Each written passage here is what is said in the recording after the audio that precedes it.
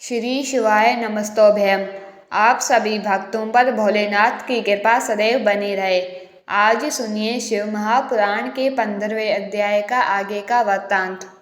गायत्री अपने गायक का पतन से त्राण करती है, अतः वह गायत्री कहलाती है। जैसे इस लोक में जो धनहीन दूसरे को धन नहीं देता या धनवान दूसरे को धन प्रदान कर सकता है, इसी प्रकार जो स्वयं शुद्ध और पवित्र आत्मा है वही दूसरे मनुष्यों का त्राण या उद्धार कर सकता है।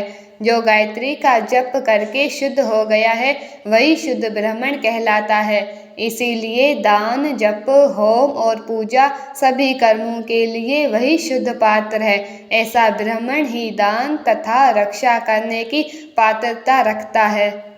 स्त्री हो या पुरुष, जो भी भूखा हो वही अन्नदान का पात्र है। जिसको जिस वस्तु की इच्छा हो उसे वह वस्तु बिना मांगे ही दे दी जाए तो दाता को उस दान का पूरा पूरा फल प्राप्त होता है।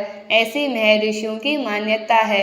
वह दान आधा ही फल देने वाला बताया गया है, जो सवाल या याचना करने के बाद दिया गया है। अपने सेवक को दिया हुआ दान 1/4 फलदायक होता है।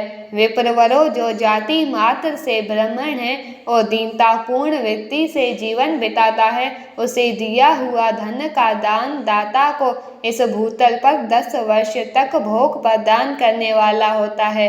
वही दान यदि वेद वेता ब्राह्मण को दिया जाए तो वह स्वर्गलोक में देवताओं के वर्ष से 10 वर्षों तक दिव्य भोग प्रद होता है। शील और उच्च वृत्ति से लाया हुआ और गुरु दक्षिणा में प्राप्त हुआ अन्न धन शुद्ध द्रव्य कहलाता है। उसका दान से दाता को पूर्ण फल प्राप्त होता है, ऐसा बताया गया है। क्षत्रियों का शौर्य से कमाया हुआ, वैश्यों का व्यापार से आया हुआ और शूद्रों का सेवावृत्ति से प्राप्त किया हुआ धन उत्तम द्रव्य कहलाता है। धर्म की इच्छा रखने वाली स्त्रियों को जो धन पिता एवं पति से मिला हुआ हो उनके लिए वह उत्तम द्रव्य है।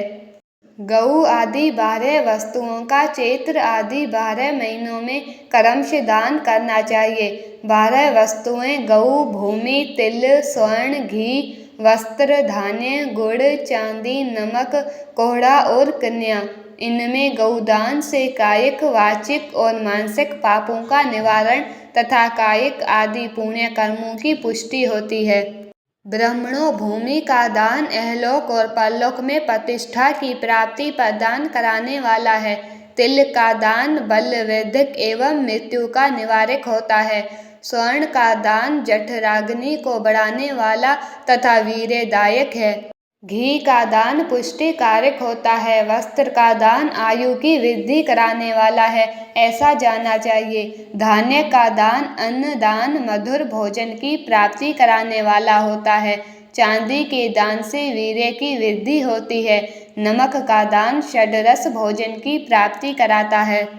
सब प्रकार का दान सारी समृद्धि की सिद्धि के लिए होता है।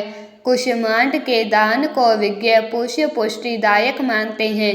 कन्या का दान आजीवन भोग प्रदान करने वाला कहा गया है।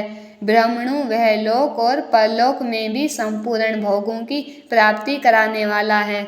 विद्वान पुरुष को चाहिए कि इन वस्तुओं का सदा दान करें जिन वस्तुओं से श्रवण आदि इंद्रियों की तृप्ति होती है।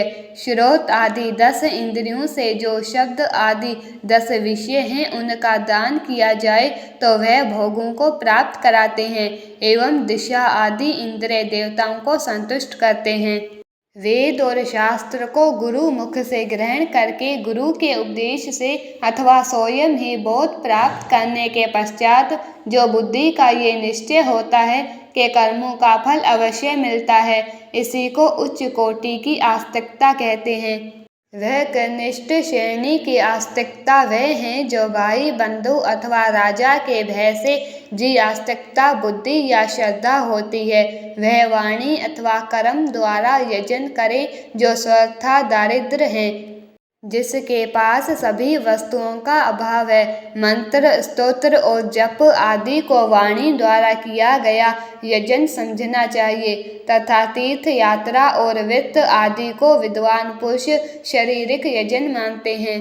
जिस किसी भी उपाय से थोड़ा या बहुत देवता अर्पण बुद्धि से जो कुछ भी दिया अथवा किया जाए वह दान या सत्कर्म भोगों की प्राप्ति कराने में समर्थ होता है।